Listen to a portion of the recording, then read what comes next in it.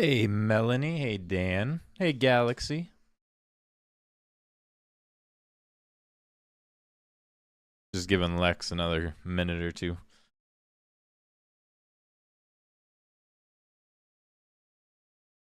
The 1992 Dracula movie with Oldman. Oh, I'm sure Lex is going to have a lot to talk about with that. How's everyone doing? I'm good, Galaxy. How are you? I agree, Dan. It's time for some blood sucking.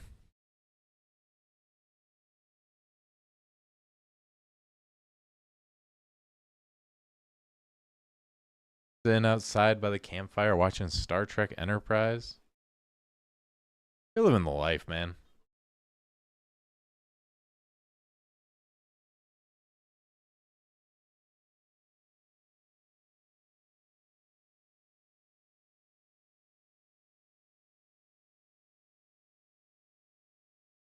There we go.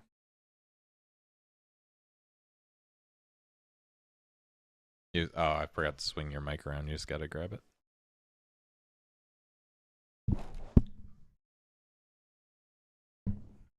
Hello. Oh my god. All of 10.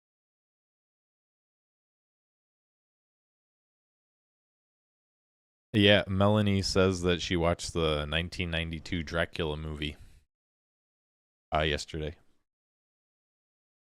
How'd you like it? Where that rank? Because you said you liked the one with Gary Oldman, right? I love hate it. Yeah. Oh, love hate. Never mind. Yeah. Okay. It wouldn't be all good.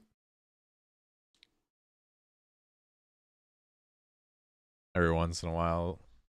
Yeah, you got to enjoy the good times, man. I'm so tired. I'm just going to preface this with I am so tired. So, just so everyone knows, I am a bit sleepy. Coffee. Lots of it. Well, there is none, so I cannot. Do you want me to make you some tea? I Like, don't. while you start, I can. I do not know if that will help me because I am tired in my bones and in my blood. And we shall just see what happens. Okay, Van Helsing. Oh my god, the chat, the chat is just happening. Trying to catch up. I'm trying to read everything. Mountain Dew. All right. So Melanie said it was quite good. I'm still like on this 92 Dracula thing. I have to squint because I don't have my glasses and I have an astigmatism. So I squint.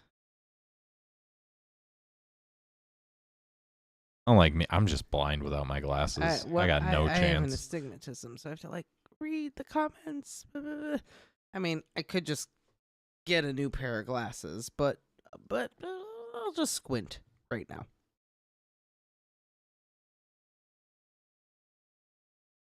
Yeah, if I take off my glasses, it's just like colorful circles and then just blur. No, I just have to like do this, and then I can see. All right, so I can't. the 92 Dracula like has I'm so tired. So like the 92 Dracula has like I have a love-hate relationship with that movie because it is so accurate, but at the same time it is so not accurate.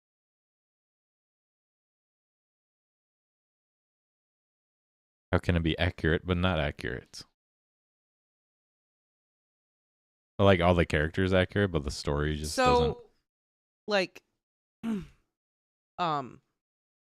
very beginning of the film with like Jonathan Harker, who is Keanu Reeves, his whole like journey to Castle Dracula is very accurate. Like he shows up and all the people are like, whoa, whoa, whoa, whoa, and he's like, whoa. what is this? Whatever, man. I'm gonna keep going. Wait, does he actually just play Keanu Reeves in He's this? very much Keanu Reeves in the movie. Okay, I want to see it now. This movie just went up a few notches in my book. That's great. It's not Bill and Ted, but it is like, yeah. Anyway, and then he gets to Castle Dracula, and then Gary Oldman opens up the door with his boob hair, and he is like, welcome.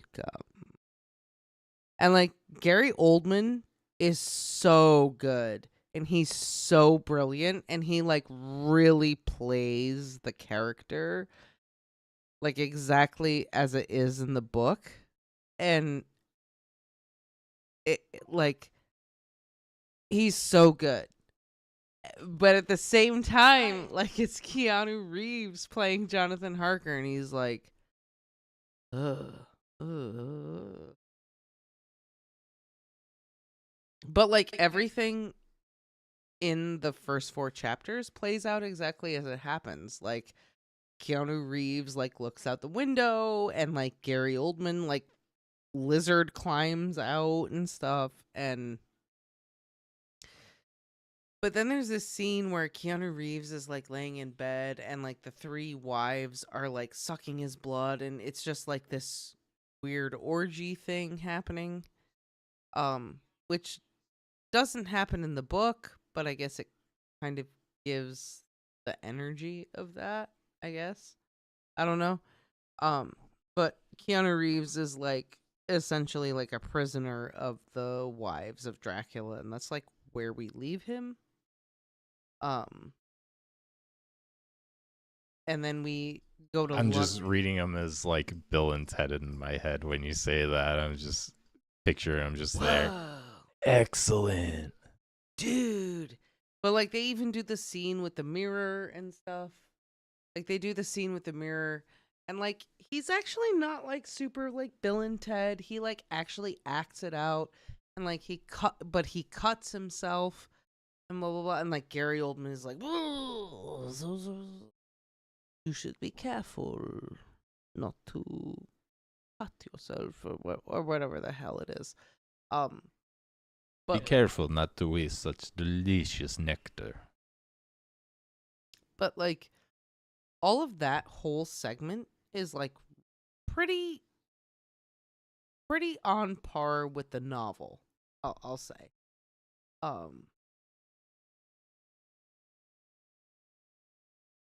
I had to go back. I just thought seriously good. I see you, Dan.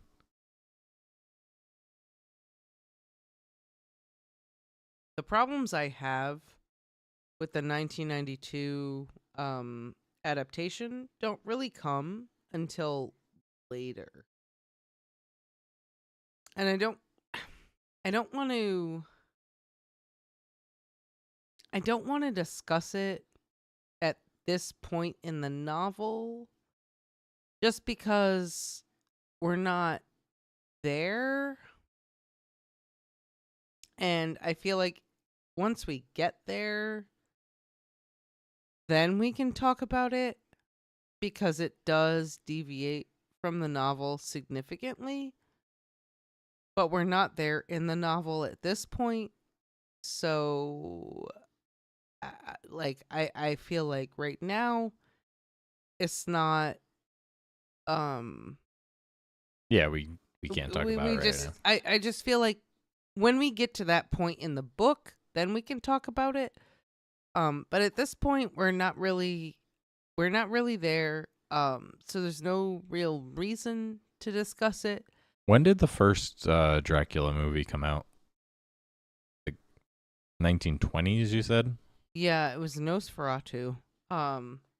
Is that in the public domain? Can we like watch that on the channel and react? That would be kind of cool if we could. Let me see, because I'll look it up right now. All right, we'll look that up real quick and we'll just hop right in. And we were on chapter 9, right?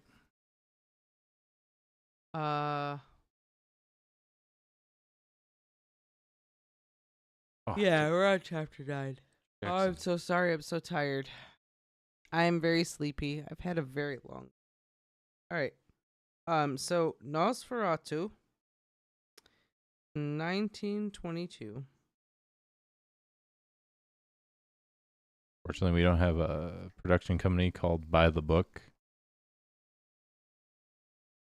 That would be cool if someone created a production company that like centered around making like as accurate as possible adaptations. Nosferatu is in the public domain. Oh, okay. So we could watch Nosferatu and like react to it in real time. So we could do that. Cool. Maybe we'll set up a stream for that then. We can do that. Cool. I would love to do that. Because I've never seen the movies, so. I love Nosferatu, so if we do like a live watch of Nosferatu, it's gonna be some real hardcore nerd shit. Just letting you all know, it's gonna be some like. That's what we're here for. Shit.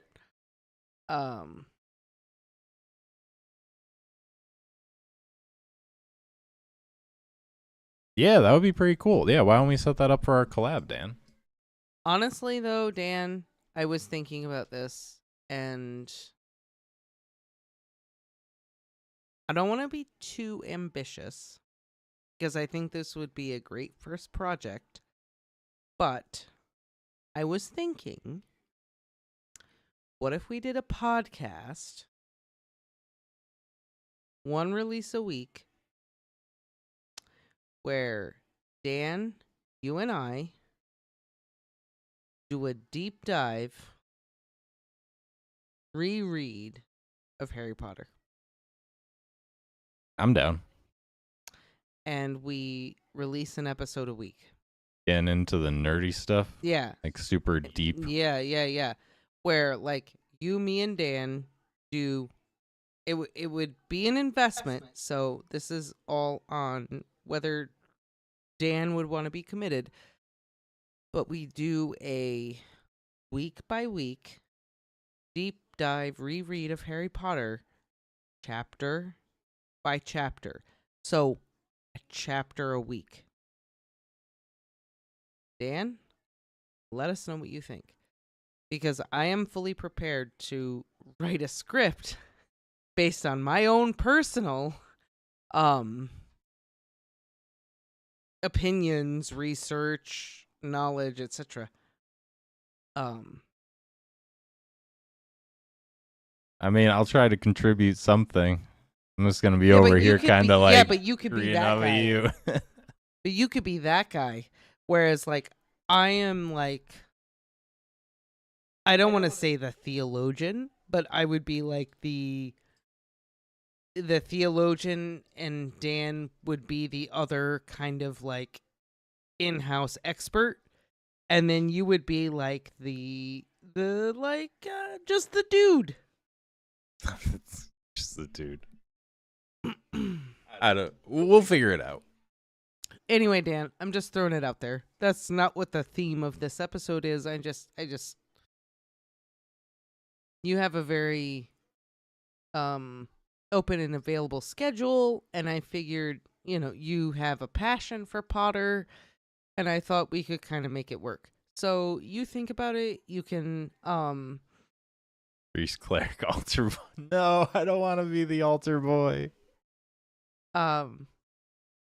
You just message me directly if you want and let me know if this is something you're interested in doing, and we can kind of collab and write scripts, etc., etc.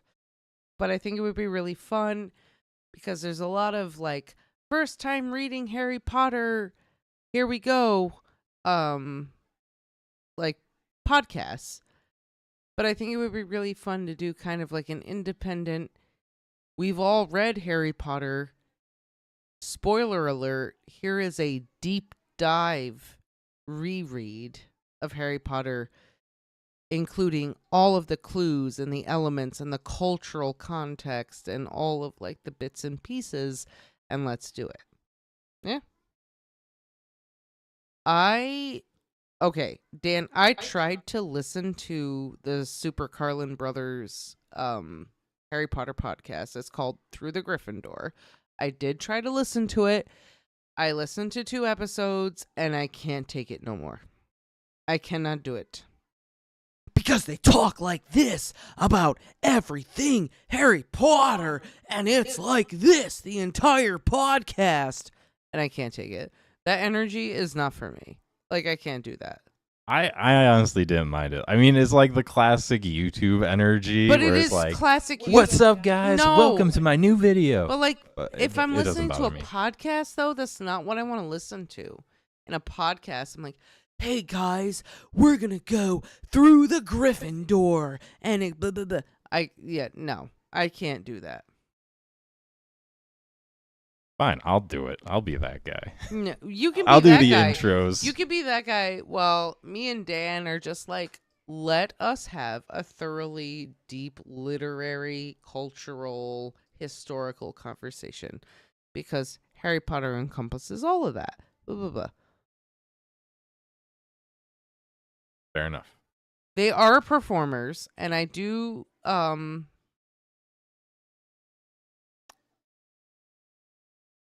I tried to listen to it, and I just, like, I don't know. The one brother sounds very similar to the guy that does like the most popular Game of Thrones podcast. And he's got a big channel, and he talks to George R.R. Martin all the time, and I can't think of what the dude. I know his name is Aziz. History of Westeros, I think is what he's called. History of Westeros. And he very much has like that very bubbly, energetic, like blah, blah, blah, blah, blah, energy. But for whatever reason, he's not obnoxious. I don't know why, but he's not obnoxious. Maybe it's because he like really packs every sentence he says full of like knowledge and backstory and whatever else. But I remember listening to Through the Gryffindor and just thinking like, oh my God, this dude sounds like Aziz from History of Westeros, but dumb. And maybe that's a hot take. I don't know. I just like put all this out on the internet. Shots fired. Shots fired. Shots fired. Whatever. But then when they do their episodes, like he comes out with all this stuff. Blah blah blah. But like the Super Carlin brothers, as I'm listening to it, I'm like, bruh, I know. Bruh, I know. Bruh, I know. Yeah, I thought of this too. I thought of this. Yeah. And yeah, but you've read it like a million times. I know I've read it like a million times. So like I don't know. Maybe that's my problem, is that I've read it so many times and I feel like I have such a deep understanding of the text that when I listen to something like that, it's really hard for me to kind of like find something good to listen to because I've read it so many times, and I feel like Sure, it's not an ego thing. No, I feel like my interpretation and understanding of the text and of the series as a whole is not what most people interpret it as. Like, I just started listening to a new one where someone was talking about how they feel like Dumbledore was just a puppet master, and that's all he was, just a big puppet master, like playing things along, and he was a master manipulator, and he was actually like a douchebag because he just manipulated everything and blah blah blah blah blah, which is like very much of like a popular take right now, is that Dumbledore was just like a selfish like dude who was just like, oh, for the greater good, and blah, blah, blah, blah, blah. And that's just kind of like what's going on right now in the Potter community, is everyone's just like shitting on Dumbledore all the time. I mean, to some degree, they're right. Right. Like, there is justification in that, right? Like, but everyone is just like shitting on Dumbledore constantly about how he's awful. And he just like, blah, blah, blah. And that's just what's on theme right now, is Dumbledore was terrible because XYZ. And when I read it, and it doesn't matter how many times I read it over and over, I feel like that's a cop-out. That's not correct. Like, Dumbledore is a lot more complicated, a lot more nuanced than that.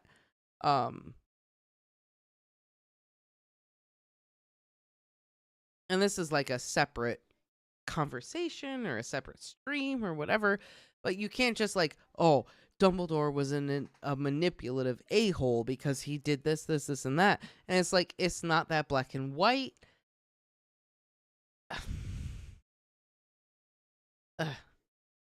I can just picture Katie and I talking about this, but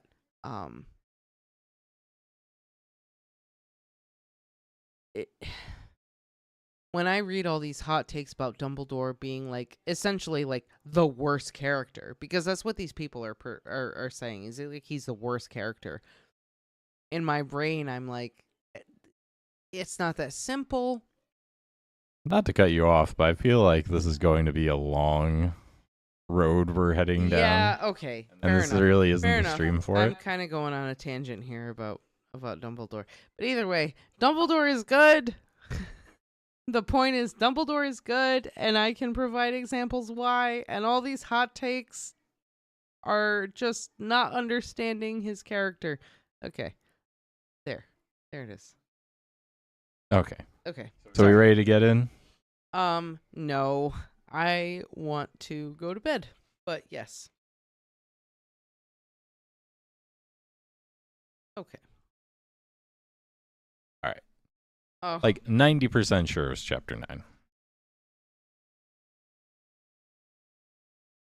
I don't even know how good. Okay. All right. I need to shake Harry Potter out of my brain because we're reading Dracula right now. I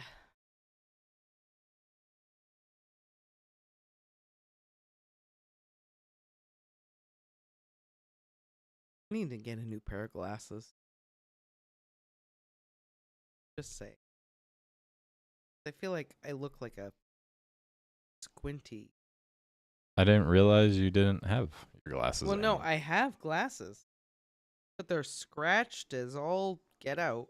So, like, All right. Let's do it.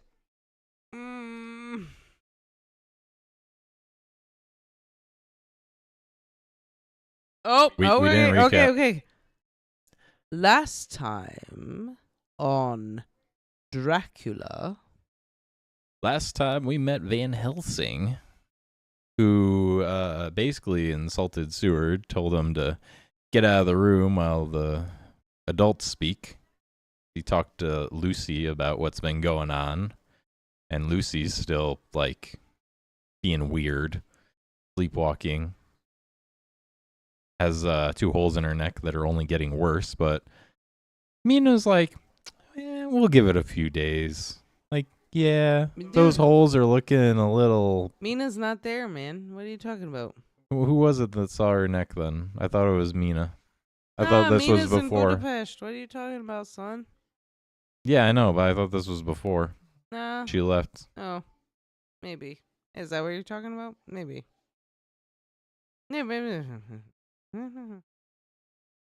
Either way, we met Van Helsing. All the characters are here. Lucy's still acting weird. There's a big bat outside of her window, but I'm sure that's fine. Nothing bad has ever come from a bat. No, never. Never. They don't carry diseases or anything. No, it's fine. Oh yeah, and we got more time with Renfield where he tried to escape. And then when he tried to escape, what are you talking about? That man escaped 2 times. Well, he got caught. Yeah, but he escaped 2 times. Yeah. But then Seward was like, "You know what? Wait a minute. Let's see where this goes." And then Renfield was like, "Nah, actually I don't want to now. Now that you're letting me, I don't want to escape." I don't feel like it. I don't wanna. And then as soon as they let their guard down, what happened? He escaped. He escaped. Back to the same place. And that was kind of... I feel like I jumped around a lot there, but we jumped to a lot of different people in the last couple chapters. Lucy? What about Lucy? What's been going on with Lucy? I told you. That was the first thing I talked about. Hey. She's sleepwalking. She's acting weird. She has 2 puncture holes on her Okay, neck that have been okay, growing, okay, and there's a giant bat that keeps coming to her window. and she feel like poo. Right? All right. I guess I will. All right, guys. I'm gonna attempt to do a good reading of this chapter. We'll see what happens. Because I was planning to read it, and then we talked about Harry Potter for a hot minute, which I am not upset about, but it did eat into our time. So, okay.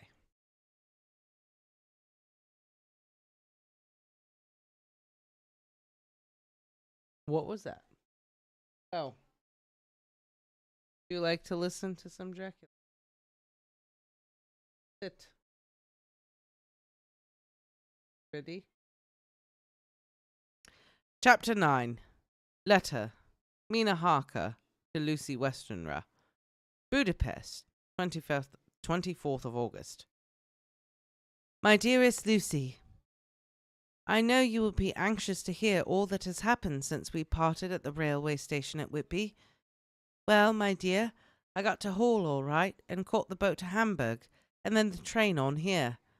I feel that I can hardly recall anything of the journey except that I knew I was coming to Jonathan, and that as I should come as what? And that as I should have something to do, and that I should. Oh my God! I'm sorry, I can't read. I'm sorry. Ugh. As I should have some. The sentence, man. That as I should have to do some nursing, I had better get all the sleep I could. I found my dear one, oh, so thin and pale and weak-looking. All the resolution had gone out of his dear eyes, and the quiet dignity which I told you was in his face had vanished. He is only a wreck of himself, and he does not remember anything that has happened to him for a long time past. At least he wants me to believe so, and I shall never ask. He has had some terrible shock, and I fear it might tax his poor brain if I were to try to recall it. Sister Agatha, who is a good creature and a born nurse, tells me that he raved of dreadful things whilst he was off his head. I wanted her to tell me what they were, but she would only cross herself and say she would never tell, that the ravings of the sick were the secrets of God, and that if a nurse brought through her vocation should hear them, she should respect her trust.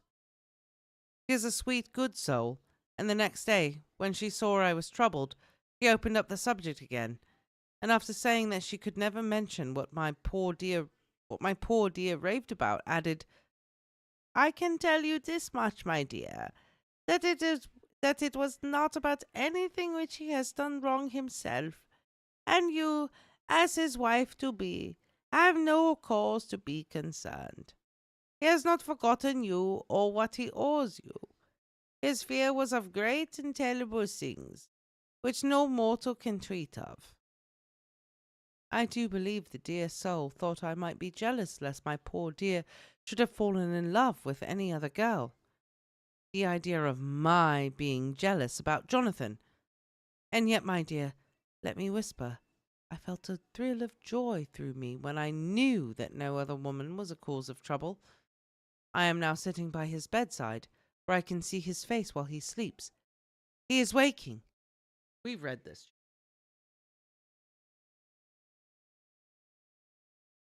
Positive we read. Told you. Hate to say I told you so. What did I do?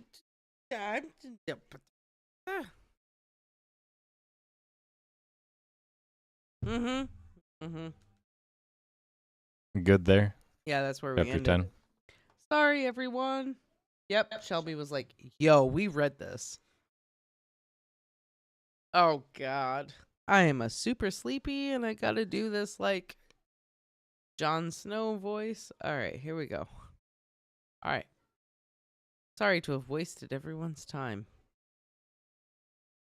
Chapter 10. Letter. Dr. Seward to the Honourable Arthur Holmwood. 6th of September. My dear Art, my news today is not so good. Lucy this morning has gone back a bit. There is, however, one good thing which has arisen from it. Mrs. Westenra was naturally anxious concerning Lucy, and has consulted me professionally about her. I took advantage of the opportunity, and told her that my old master, Van Helsing, the great specialist, was coming to stay with me, and that I would put her in his charge conjointly with myself, so now we can come and go without alarming her unduly, for a shock to her would mean sudden death, and this, in Lucy's weak condition, might be disastrous to her. We are hedged in with difficulties, all of us, my poor old fellow, but please God, we shall come through them all right.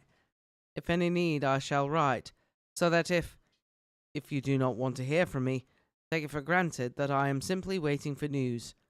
In haste, yours ever, John Seward. Dr. Seward's Diary, 7th of September. The first thing Van Helsing said to me when we met at the Liverpool Street was, "Have you said anything to our young friend, the lover of her?" "No," I said. I waited till I'd seen you, as I said in my telegram. I wrote him a letter simply telling him that you were coming, as Miss Westenra was not well, and that I should let him know if need be." "Right, my friend," he said. "Quite right. Better he not know as yet. Perhaps he shall never know. I pray so. But if it be needed, then he shall know all. And, my good friend John, let me caution you. You deal with madmen. All men are mad in some way or the other, and inasmuch as you deal discreetly with your madmen, so deal with God's madmen, to the rest of the world. You tell not your madmen what you do, nor why you do it. You tell them not what you think. So you shall keep knowledge in its place, where it may rest, where it may gather its kind around it, and breed. You and I shall keep as yet what we know here and here." He touched me on the heart and on the forehead, and then he touched himself the same way. "I have for myself thoughts at the present. Later I shall unfold to you." "Why not now?" I asked. "It may do some good. We may arrive at some decision." He stopped and looked at me and said, "My friend John, when the corn is grown, even before it has ripened, where the milk of its mother earth is in him, and the sunshine has not yet begun to paint him with his gold, the husbandman he pull the ear and rub him between his rough hands, and blow away the green chaff, and say to you, 'Look, he is good corn. He will make good crop when the time comes.' I did not see the application, and told him so. I did not see the application, and told him so. For reply, he reached over and took my ear in his hand, and pulled it playfully, as he used to do long ago at lectures, and said, 'The good husbandman tell you so then, because he knows, but not till then. But you do not find the good husbandman dig up his planted corn to see if he grow. That is for the children who play at husbandry, and not for those who take it as the work of their life. You see now, friend John, I have sown my own corn, and nature has her work to do in the making of it sprout. If he sprout at all, there's some promise, and I wait till the ear begins to swell." He broke off, for he evidently saw that I understood. Then he went on, and very gravely, "You were always a careful student, and your case book was never more full than the rest. You were only student then. Now you are master, and I trust that good habit have not failed. Remember, my friend, that knowledge is stronger than memory, and we should not trust the weaker, even if you have not kept the good practice. Let me tell you that this case of our dear Miss is one that may be, mind, I say may be, of such interest to us and others, that all the rest may not make him kick the beam, as your people say. Then take Take then good note of it. Nothing is too small. I counsel you, put down in your record even your doubts and surmises. Hereafter it may be of interest to you to see how true you guess. We learn from failure, not from success. When I described Lucy's symptoms, the same as before, but indefinitely more marked, he looked very grave, but said nothing. He took with him a bag in which there were many instruments and drugs, the ghastly paraphernalia of our beneficial trade, as he once called, in one of his lectures, the equipment of a professor of the healing craft. When we were shown in, Mrs. Westenra met us. She was alarmed, but not nearly so much as I expected to find her. Nature, in one of her beneficent moods, has ordained that even death has some antidote to its own terrors. Here, in a case where any shock may prove fatal, matters are so ordered that from some cause or other, things are not personal. Even the terrible change in her daughter, to whom she is so attached, do not seem to reach her. It is something like the way Dame Nature gathers round a foreign body an envelope of some insensitive tissue which can protect from evil that which it would otherwise harm by contact. If this be an ordered selfishness, then we should pause before we condemn any one for the vice of egoism, for there may be deeper root for its causes than we have knowledge of.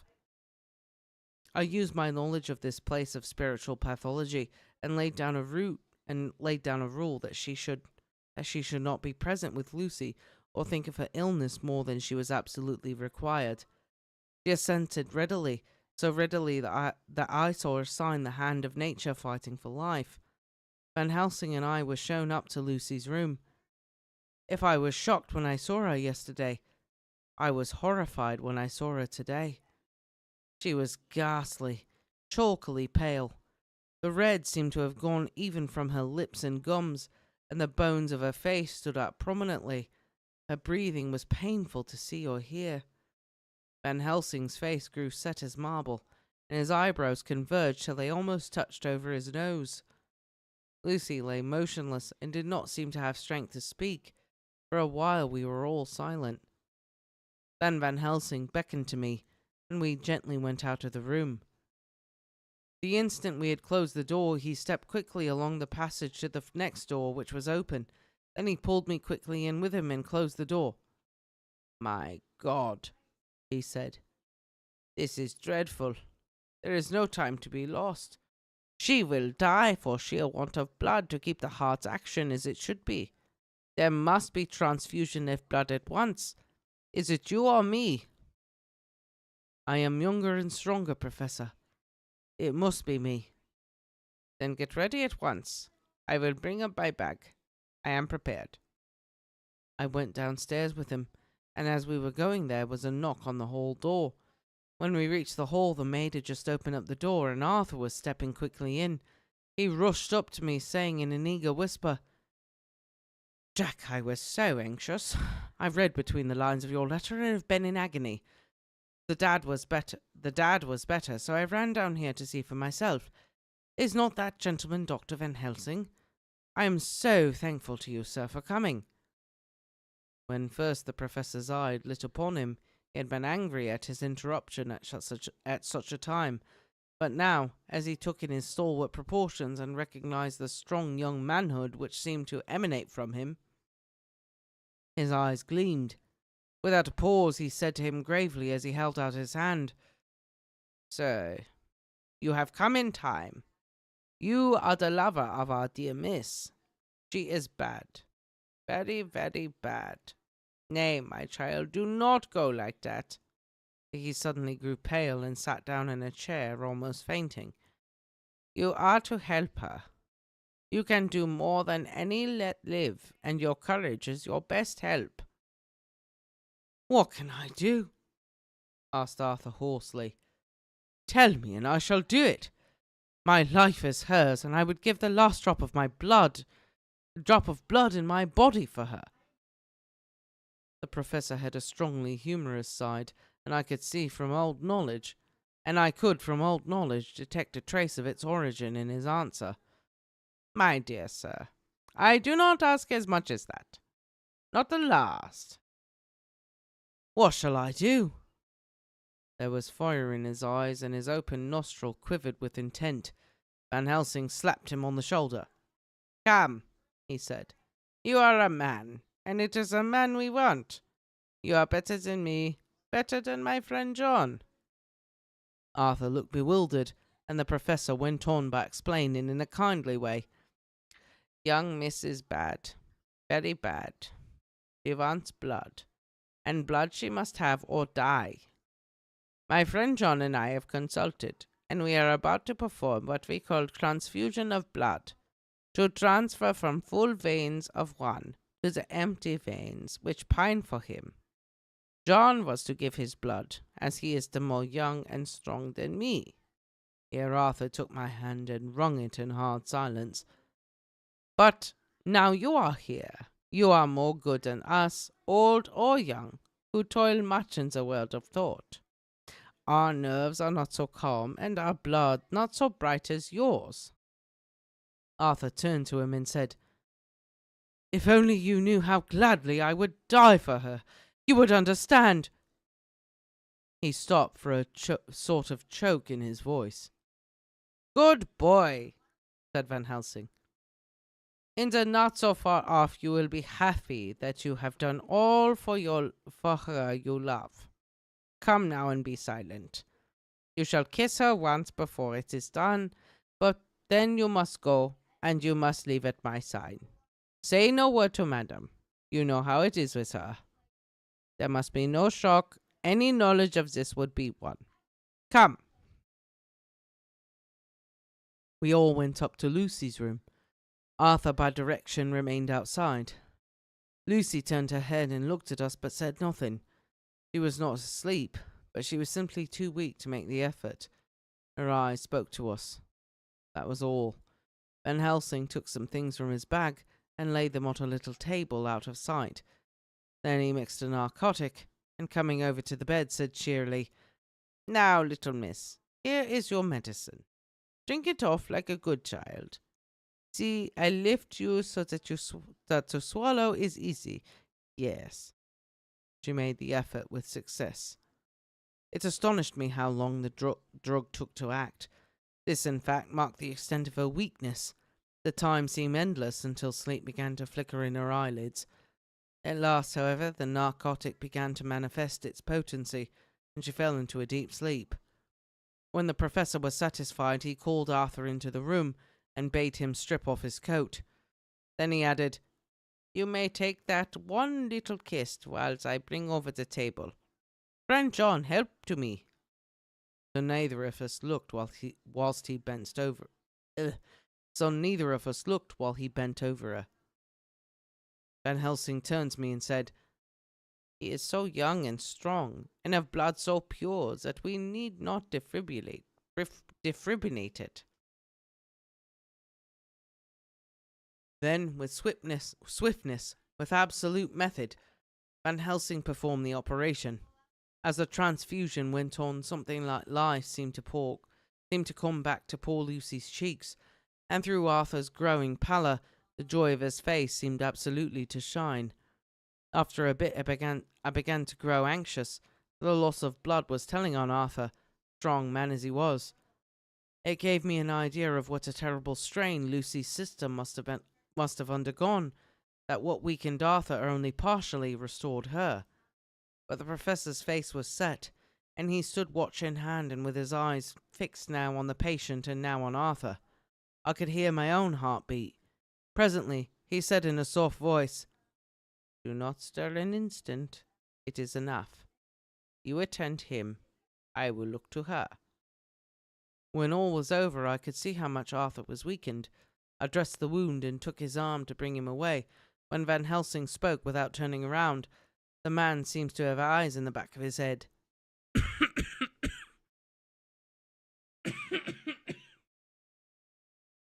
The brave lover, I think, deserve another kiss, which he shall have presently.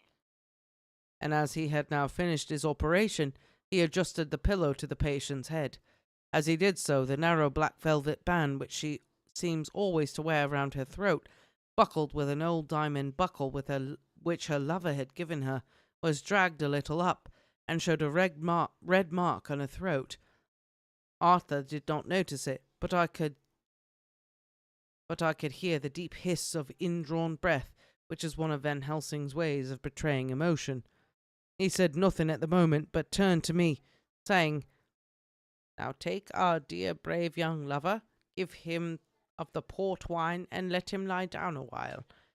He must then go home and rest, sleep much and eat much, that he may be recruited of what he has so given to his love. He must not stay here. Hold a moment. I may take it, sir, that you are anxious of result. Then bring it with you in all ways the operation is successful. You have saved her life this time, and you can go home and rest easy in mind that all that can be is. I shall tell her all when she is well. She shall love you none the less for what you have done. Goodbye." Sorry, gotta pee.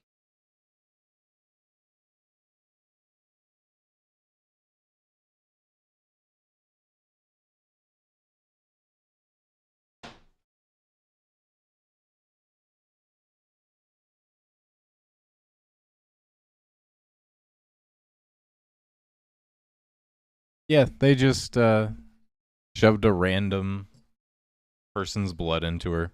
No big deal.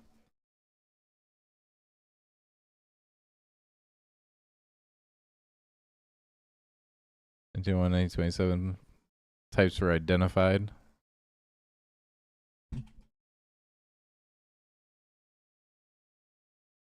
Simpler times. Medicine was so easy.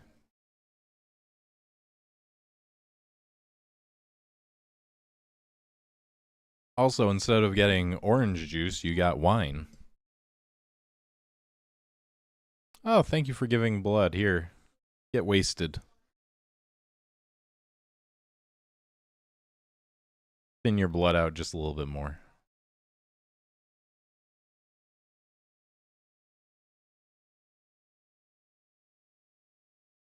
What? Okay.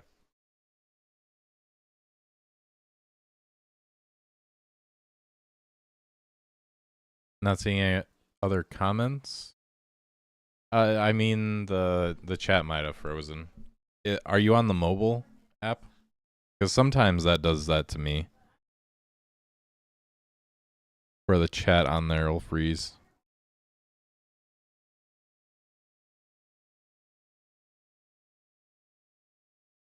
Yeah, so that happens sometimes. Usually just closing and reopening it will reset it. Universal recipient or universal donor? Hopefully. What is it? O negatives, a universal donor, and is it AB is universal receiver? Yes. Something like that? Yes. Hey, look at that. I know my blood types. Sorry.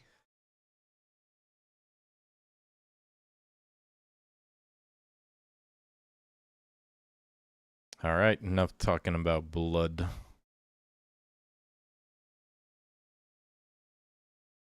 Sorry about that, everybody.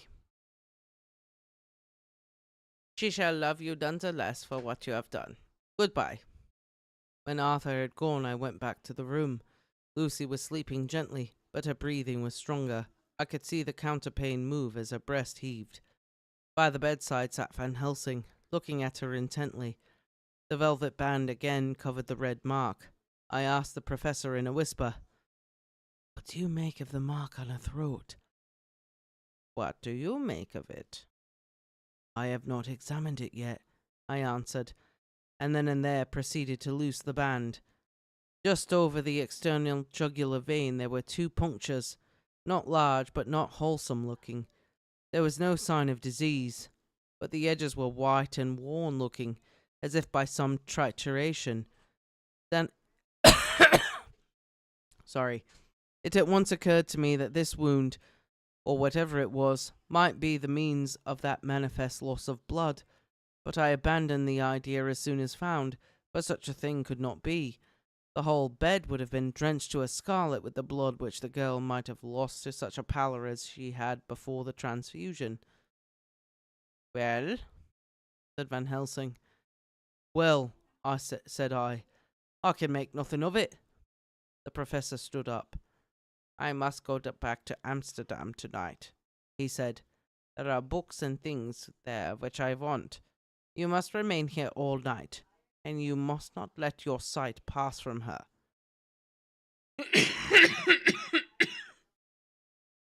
"Shall I have a nurse?" I asked. "We are the best nurses, you and I. You keep watch all night.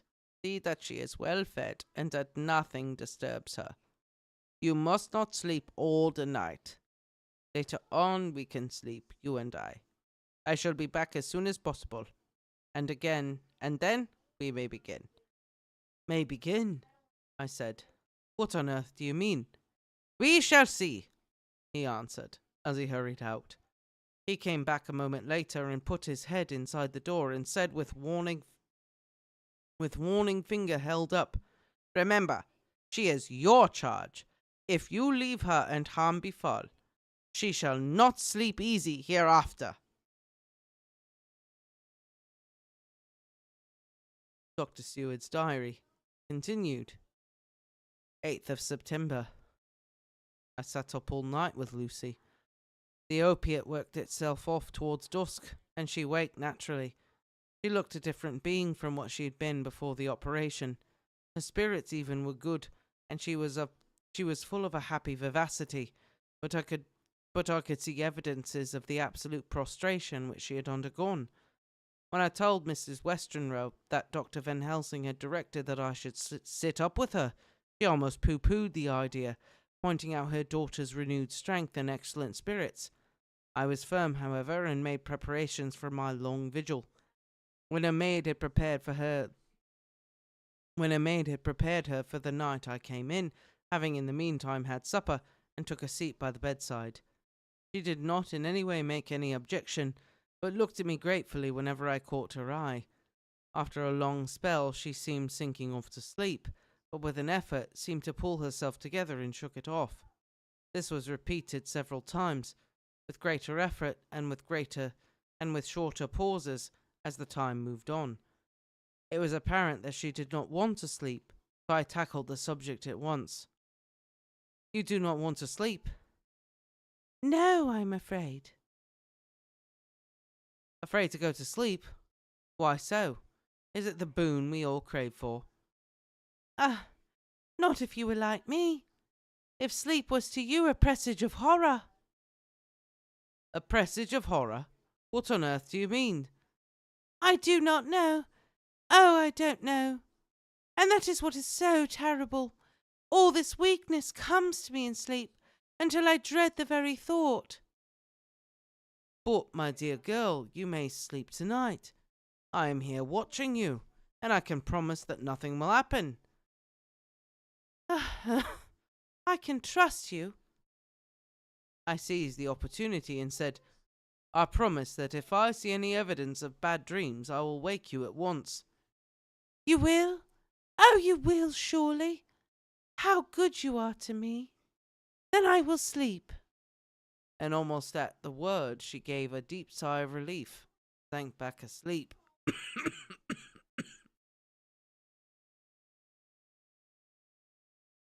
All night long I watched her. I watched by her. She never stirred, but slept on in a deep, tranquil, life-giving, health-giving sleep. Her lips were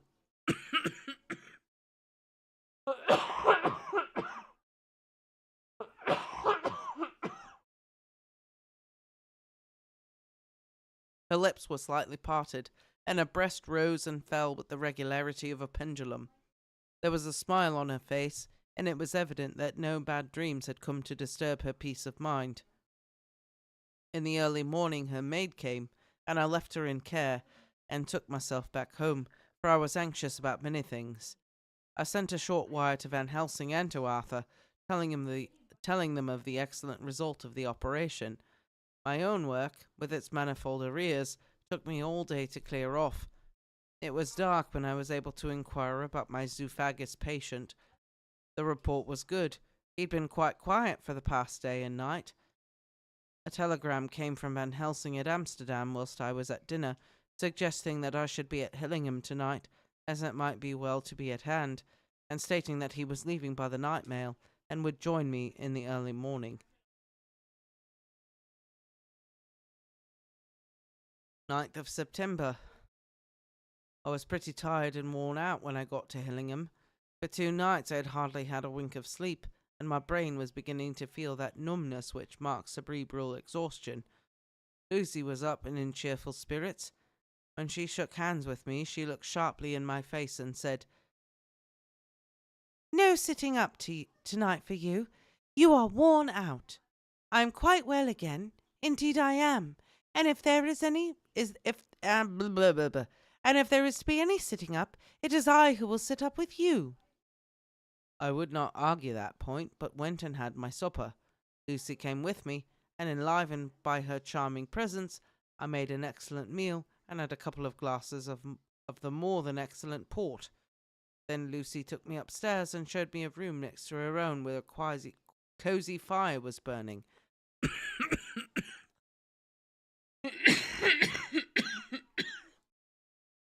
"Now," she said, "you must lie here.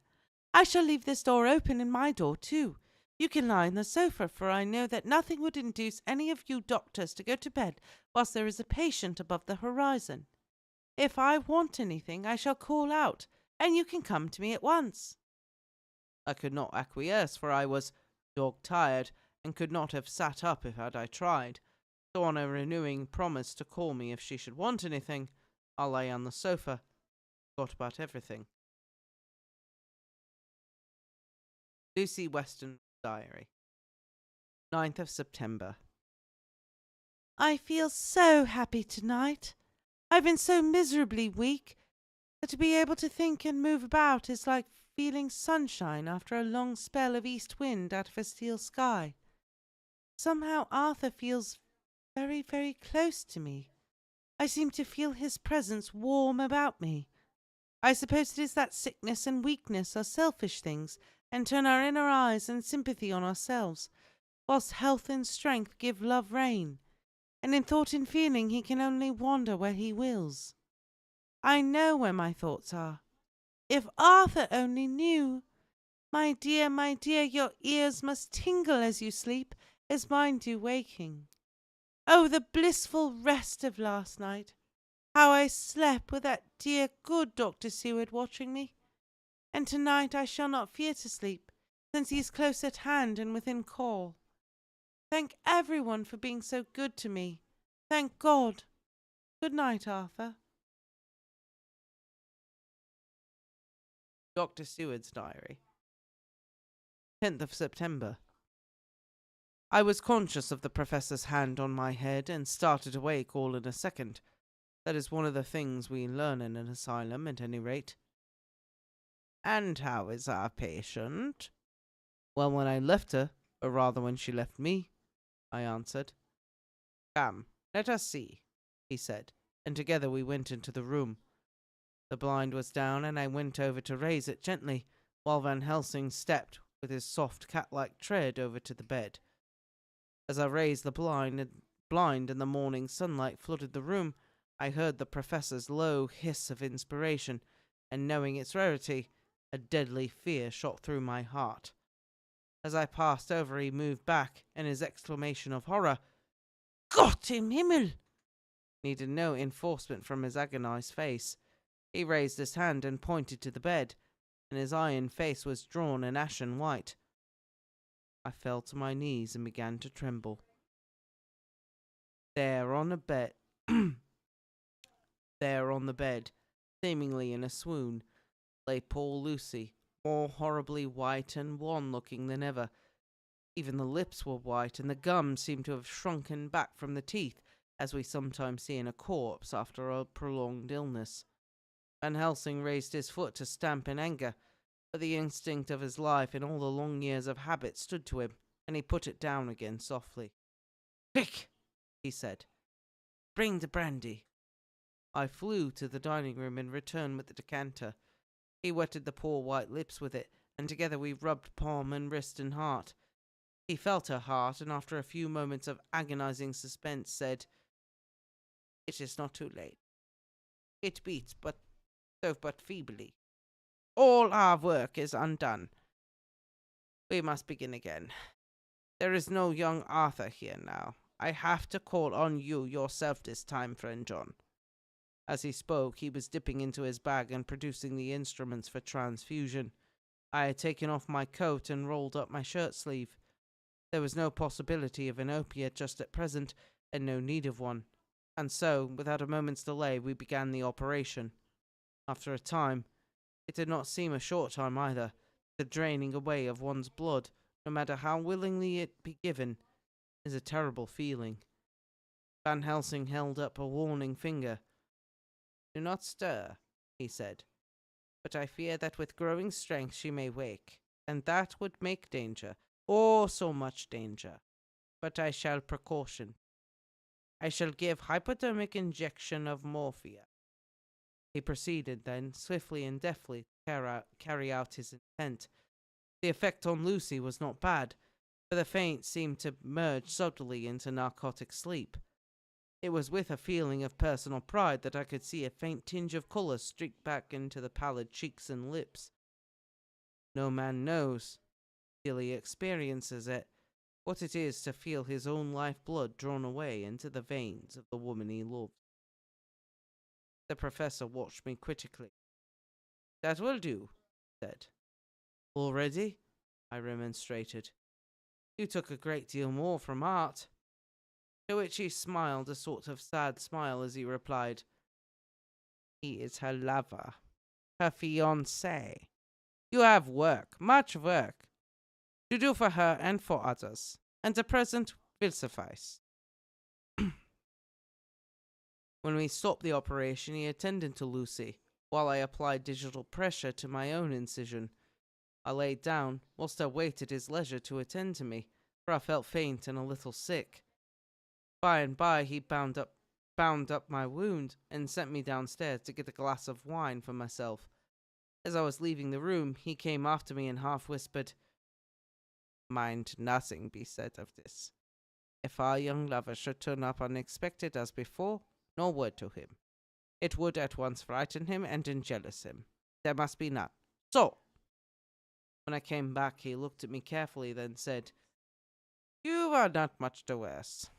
Go into the room and lie on your sofa and rest a while. Then have much breakfast, and come here to me." I followed out his orders, for I knew how right and wise they were. I had done my part, and now my next duty was to keep up my strength. I felt very weak, and in the weakness lost something of the amazement at which it occurred. I fell asleep on the sofa, however, wondering over and over again how Lucy had made such a retrograde movement, and how she could have been drained of so much blood with no sign anywhere to show for it. I think I must have continued my wonder in my dreams, for, sleeping and waking, my thoughts always came back to the little punctures in her throat and the ragged, exhausted appearance of their edges, tiny though they were.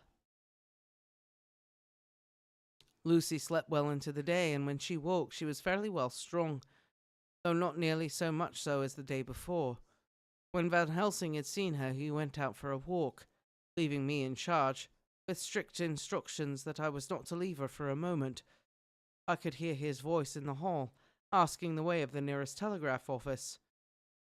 Lucy chatted with me freely, and seemed quite unconscious of anything that had happened.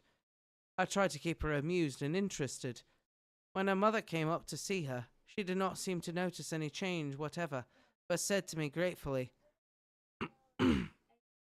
"We owe you so much, Dr. Seward, for all you have done. But you really must now take care not to overwork yourself. You are looking pale yourself. You want a wife to nurse and look after you a bit. That you do." As she spoke, Lucy turned crimson, though it was only momentarily, for her poor wasted veins could not stand for long such an unwanted drain of the head. The reaction came in excessive pallor as she turned imploring eyes on me. I smiled and nodded and laid my finger on my lips. With a sigh, she sank back amidst her pillows. Van Helsing returned in a couple of hours and presently said to me, "Now you go home and eat much and drink enough. Make yourself strong. I stay here tonight, and I shall sit up with little miss myself. You and I must watch the case, and we must have none other to know. I have grave reason. No, do not ask them. Think what you will. Do not fear to think even the most not probable. Good night." In the hall, 2 of the maids came up to me and asked if they or either of them might not sit up with Miss Lucy.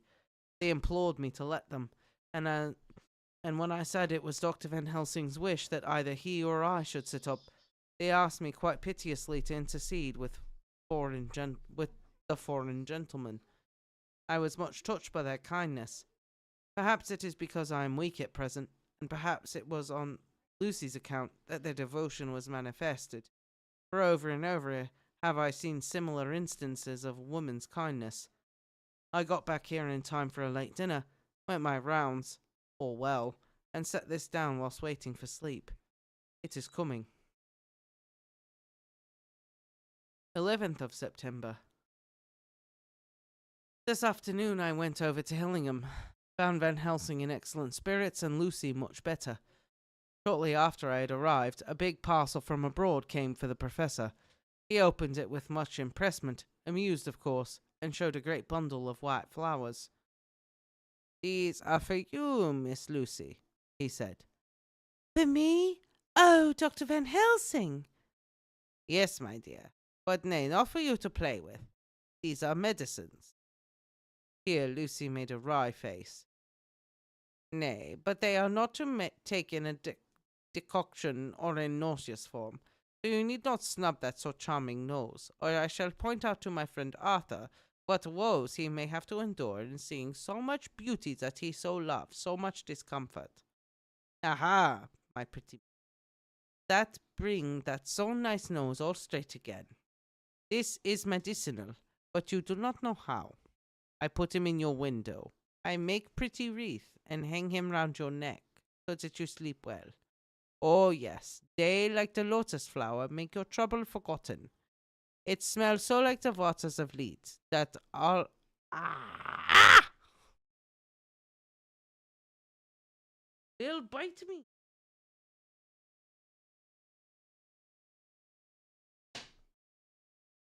And of that fountain of youth that the conquistadors sought for in the Floridas, will find him all too late." Whilst he was speaking, Lucy had been examining the flowers and smelling them. Now she threw them down, saying with half laughter and half disgust, "Oh, Professor, I believe you are only putting up a joke on me. Why, these flowers are only common garlic." To my surprise, Van Helsing rode up and said with all his sternness, his iron jaw set and his bushy eyebrows meeting, "No trifling with me. I never jest. There is grim purpose in all I do, and I warn you that you do not thwart me. Take care for the sake of others, if not for your own." Then, seeing poor Lucy scared, as she might well be, he only went on more gently. "Oh, little miss, my dear, do not fear me. I only do for your good, but there is much virtue to you in those common flowers. See, I place them myself in your room. I make myself the wreath that you to wear. But hush, no telling to others that make so inquisitive questions. We must obey, and silence is a part of obedience, and obedience is to bring you strong and well into the living arms that wait for you. Now sit still a while. Come with me, my friend John, and you shall help me deck the room with my garlic, which is all the way from Haarlem, where my friend Vanderpool raised herb in his glass houses all this year. I had to telegraph yesterday, or they would not have been here." We went into the room, taking the flowers with us. The professor's actions were certainly odd, and not to be found in any pharmacopoeia that I had ever heard of. First he fastened up the windows and latched them securely.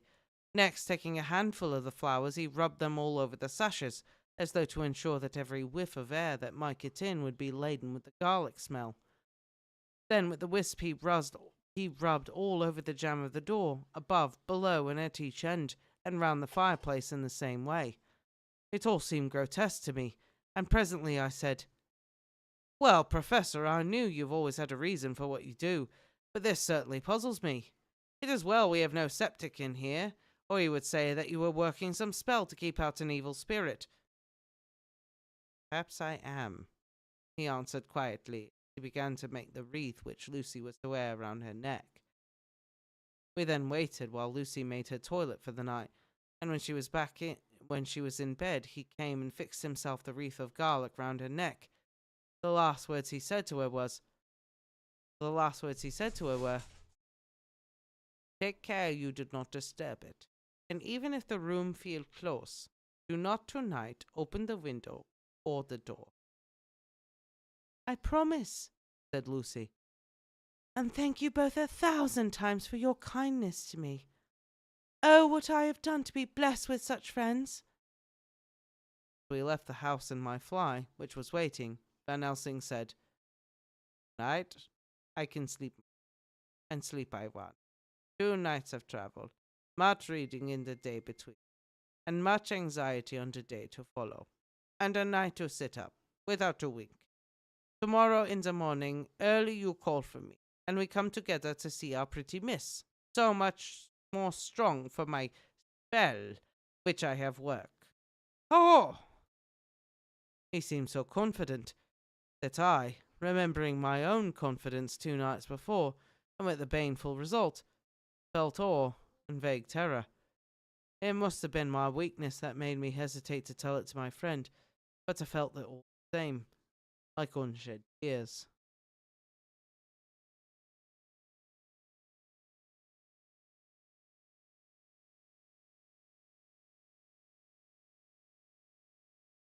Van Helsing knows something's up. He knows what's going on. Giving her garlic flowers. The blood transfusions, yeah, he's just not telling anybody. Like, let us do this. Let us do that. Yeah, he's just not telling anybody. According to Reddit, different blood types have no difference in taste. However, blood tastes different in different people. Who did that experiment? Who's going around like, let me taste your blood? Jeffrey Dahmer. Oh, I shouldn't have said anything. Jeffrey Dahmer said that tattoos made everything taste like poop. You know, tattoos, what's funny Yeah. is tattoos work because of your immune system. So the ink basically goes in and your white blood cells attack it as a foreign body and they like hold on to it. No, they like hold on to it. Okay. So that it can't like go anywhere else in the body, but it's obviously something that they can't eat.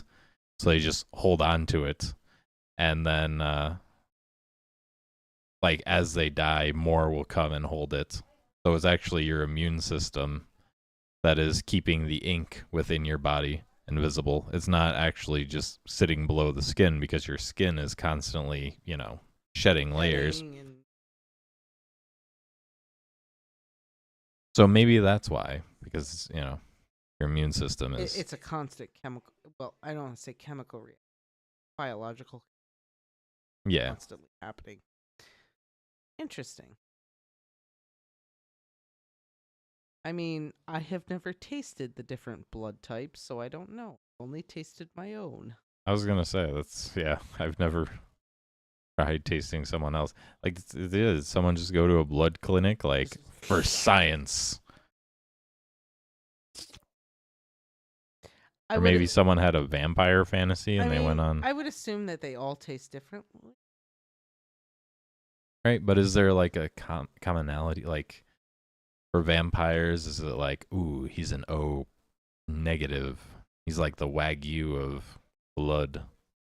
I don't know if the O would be the Wagyu of blood because the O is the universe can match with it. Hmm. I feel like Wagyu would have to be A positive. Oh yeah, yeah, yeah. Like super rare.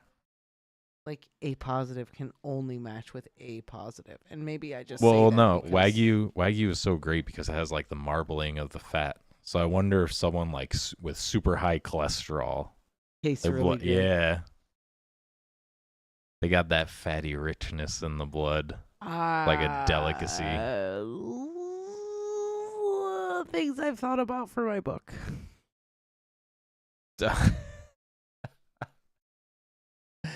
uh, Out of decaf coffee.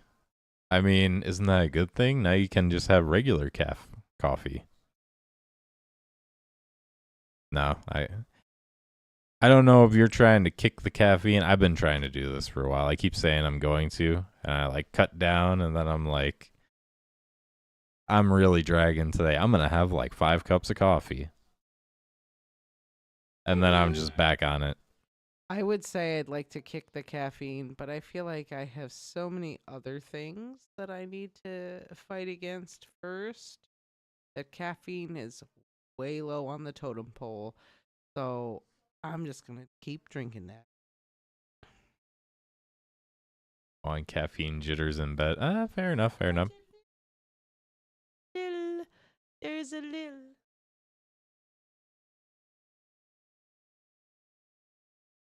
So yeah, I wonder. So, is she technically a vampire yet? Well, she's had 2 blood transfusions. Right? Yeah. She had one from Arthur, and now she's had one from Dr. Seward. And she seems to be feeling better, and now she's got the garlic. I think if she was full vampire, the garlic would. So she's not full vampire because she's also like a. Yeah, fair enough. So maybe by constantly giving them blood before they fully die, does it prevent them from becoming a vampire?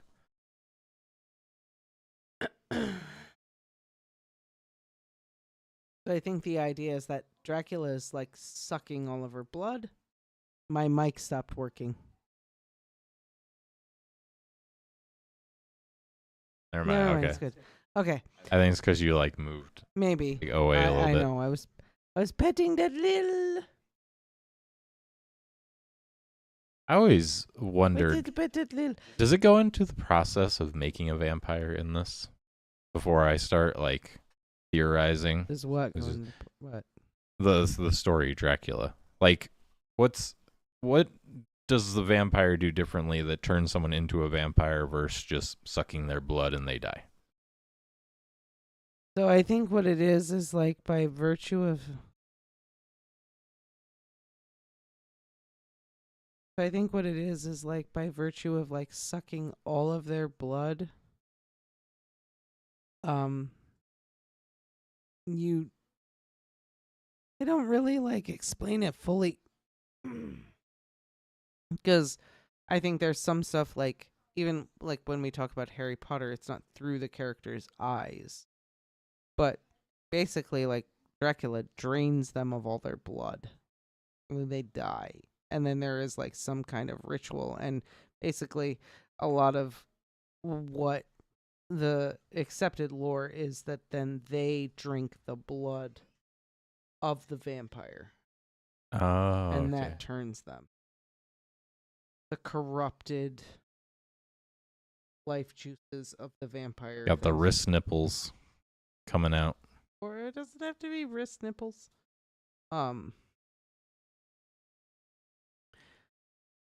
But that's usually what it is that they then drink the blood of the vampire, and that's what turns them. Gotcha. But like in this book, like so far we haven't like seen any. I don't necessarily want to give anything away. As far as like what happens and how certain characters turn and blah blah blah. But basically, what we know right now is like Dracula's sucking this girl dry, Yeah. and that's about it.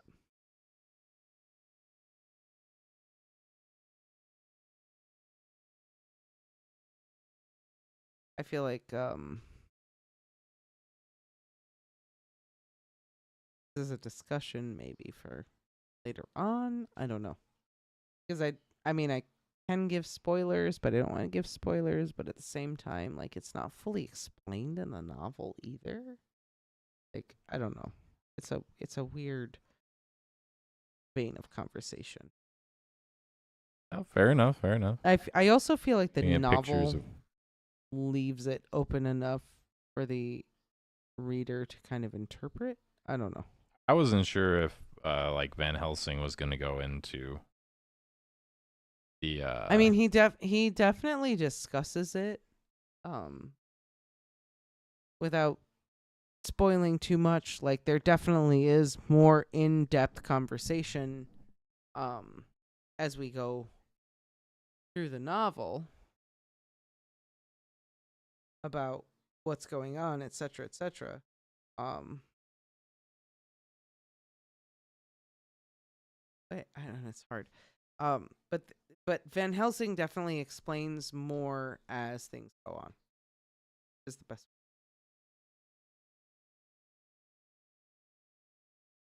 just to go back like with the whole blood and bats never causing problems. I just had to look up the garlic flower because never. Melanie said she was looking for garlic flowers. Yeah, she was the one who inspired me to. They're pretty, right? They're pretty, but I just realized they kind of look like the coronavirus. What? Yeah. What? Oh my god. All right, let me look at this.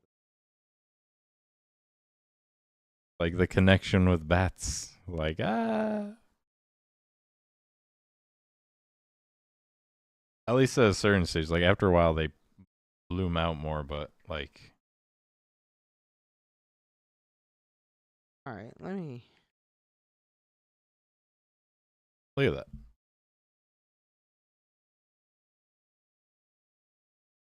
Okay, I see it. Oh, I see it.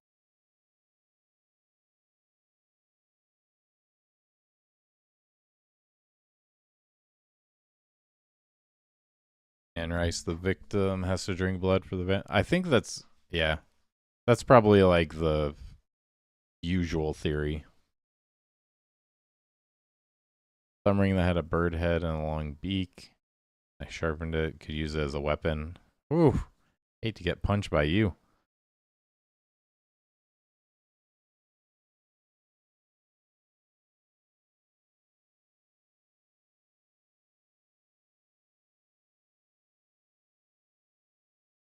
I could see that. Sorry. Oh yeah, the like white stage, they do look like dandelion puffs. I saw like the pink one. You gotta go. You gotta go. Apologize. It's okay. You feeling up to another one? It's 11:30. No. Okay. I kind of thought. You seemed like I'm you're sorry. dragging a little bit. I mean, I don't think I did that great with this last chapter. I mean, Did we fine. have it pre-recorded, so like when we release the audiobook, it'll sound a lot better. But like, yeah, I don't know if I have another one in me.